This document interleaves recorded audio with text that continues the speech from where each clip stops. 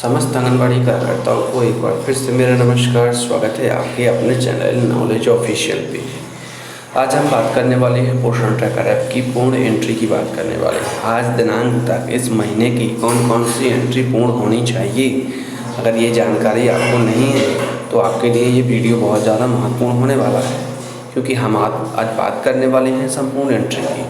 तो पहले हम कहाँ आएंगे, दैनिक जानकारी में आएंगे। हम दैनिक जानकारी से ही शुरुआत करेंगे। इसमें कौन कौन सी एंट्री आपकी शेष है और कौन कौन सी एंट्री आप अभी भी पूर्ण कर सकते हैं टारगेट के अनुसार, ये सारी चीज़ें हम डिस्कस करने वाले हैं। तो यदि आप वीडियो में नए हैं, चैनल में पहली बार आए हैं, तो प्लीज़ चैनल को लाइक, सब्सक्राइब और शेयर करना ना भूलें। तो हम पहले दैनिक जानकारी के ऑप्शन पे आएंगे। जैसे ही हमने दैनिक जानकारी के ऑप्शन पे क्लिक किया, आपको इस प्रकार का पेज दिखाई दे रहा होगा। तो सबसे पहले हम THR और SCM के ऑप्शन पे आते हैं। ठीक है, जैसे ही हमने इस ऑप्शन पे क्लिक किया तो यहाँ से हमें गर्भवती, धात्री और 6 माह से 3 साल के बच्चे और 3 साल से 6 साल के बच्चे दिखाई दे रहे हैं। तो देखिए, 3 कैटेगरी एक ही जैसी है। यहाँ पे इनका जो एंट्री का कार्य होता है वो एक ही जैसा होता है। तो हम किसी एक की बात करेंगे इसमें, है ना, क्योंकि वीडियो का इतना बड़ा होगा तो फिर थोड़ा ज़्यादा समय लग जाएगा उसमें। हम गर्भवती महिलाओं का ऑप्शन खोल लेते हैं यहाँ पर। ठीक है, अब गर्भवती महिलाओं का ऑप्शन खोला तो याद रखिए आपकी जो एंट्री है SCM की कम से कम आपकी 4 दिवस की होनी चाहिए और THR की एंट्री आपकी 21 दिवस, कम से कम 21 होनी चाहिए। 21 से ज़्यादा हो जाएगी कोई बात नहीं, अच्छा है, लेकिन 21 से कम हुई अगर तो अच्छा नहीं है। और सभी लाभार्थियों की होनी चाहिए, किसी भी लाभार्थी की एंट्री शेष नहीं रखना है। इस चीज़ का विशेष ध्यान देना है आपको। अगर एंट्री पूरी नहीं हुई है, जैसे मान के चलो किसी की THR की एंट्री आपने बिल्कुल नहीं की है, 0 दिन दिख रही है, तो आप सीधा 25 दिनों की एंट्री कर दें डायरेक्ट स्किप करके। ठीक है, हाँ, फेस वेरिफिकेशन तो करना ही है, KYC करना है। वो हमने पिछले वीडियो बताया, एक वीडियो भी हम पोस्ट करने वाले हैं, उसमें बताया है face capture KYC THR entry होने के बाद हम कैसे करें।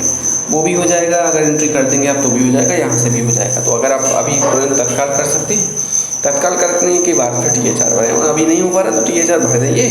और इसके बाद कल भी हो सकता है, कल आप 200 वीडियो के अनुसार दी गई जानकारी के अनुसार हमने वहाँ तरीका बताया कि कहाँ से होगा, तो आप वहाँ उपयोग करके उस ऑप्शन का यूज़ करके और THR फेस कैप्चर KYC का काम कंप्लीट कर पाएंगे। तो याद रखना 21 दिन THR के और 4 दिन SCM के, ये कंप्लीट होना चाहिए। बिल्कुल नहीं भरा तो 25 का भरें, 15 का अगर भर चुका है तो 7 का भरें, और 7 का भर चुका है तो 15 का भरें। ये याद रखना, ये चीज़ें बहुत ज़्यादा ज़रूरी है। SCM की एंट्री छूटी हुई तो आप THR भर गया है तो SCM भरें आप, क्योंकि एक कुछ हो सकता है, या तो THR भर सकते हैं या SCM। तो आज THR भर दें, बाकी अगर एक दिन कम दिख रहा है तो कल SCM भर दें। तो ये सारी चीज़ें आपको गर्भवती में, धात्री में और 6 महीने से 3 साल के बच्चों में इस प्रकार से आपको करना ही करना है। इस चीज़ का विशेष ध्यान देना है आपको। अब एक पेज पीछे चलेंगे हम। जैसे हम एक पेज पीछे आए, यहाँ पे आप देख पा रहे हैं एक कैटेगरी और नीचे रह गई आपकी 3 साल से 6 साल की बच्चों की। इसको हमने खोला। अब इसको खोलने के बाद देखिए समस्या क्या है इसमें, हम इसकी बात क्यों करने वाले हैं। आप यहाँ देख पा रहे, देखिए यहाँ देखा आपने, यहाँ SCM के कितने दिन दिख रहे हैं, 18।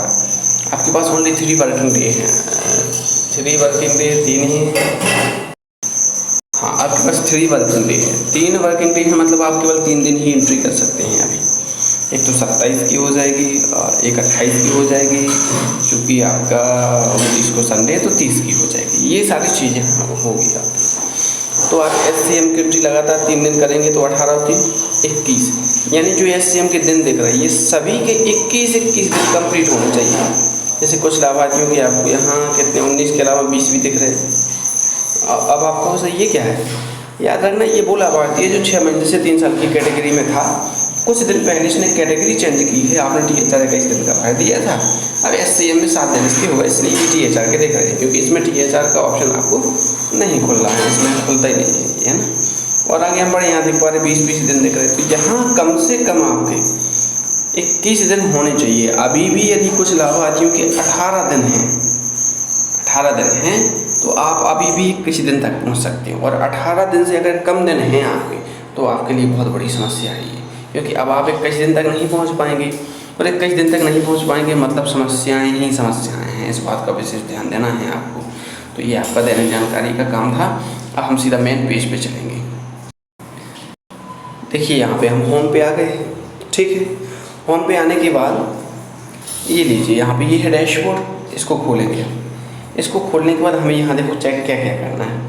पहले तो विजिट देख लेना है, गृह भ्रमण यदि कुछ लंबित है तो इसको कंप्लीट करना है। वजन आपका एक भी बच्चे का लंबित नहीं होना चाहिए, ध्यान रखना आप ये। 100% बच्चों का वजन चाहिए इसमें, यहाँ पर लंबित में बिल्कुल नहीं होना चाहिए। और ये चीज़ महत्वपूर्ण है, देखो ये सेम और ये कम वजन वाले मैम कह सकते हैं इनको, है ना। सेबेलियन डेविड में भी कुछ आते हैं। तो इनका क्या करना है बोले सर, सत्यापन का जो काम है, देखिए संपर्क ऐप में पहले होता था, पहले बच्चे ऑटोमेटिकली आ जाते थे संपर्क ऐप पर और आप उनको वेरीफाई कर देते थे, वो भी अगले महीने आते थे। तरीका बदल गया है। एक वीडियो आपको दिया है हमने, उसमें हमने ये बताया कि इन बच्चों का संपर्क ऐप पे पंजीयन कैसे करना है, क्योंकि ध्यान रखना है इन बच्चों का जो पंजीयन है वो इसी महीने में करना है। ध्यान रखना, अगले महीने के लिए पेंडेंसी नहीं छोड़ना है। पेंडेंसी छूटेगी तो बहुत ज़्यादा समस्याएं आएंगी।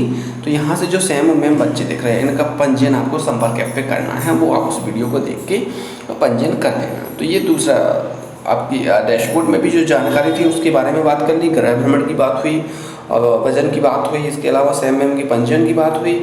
थोड़ा सा हम यहाँ पे एक और ऑप्शन पे चलेंगे, हम यहाँ आते हैं ज़्यादा की ऑप्शन पे। देखिए आपको अगर पता नहीं कि एंट्री कौन कौन सी होती है तो आपके लिए बहुत ज़्यादा महत्वपूर्ण वीडियो है ये। तो ज़्यादा की ऑप्शन पे हम क्लिक करेंगे। जैसे आपने ज़्यादा के ऑप्शन पे क्लिक किया, इस प्रकार का पेज आपको दिखाई देगा। यहाँ पे घटनाएं दिख रहा है, इस घटनाएं के ऑप्शन पे आपको क्लिक करना होगा।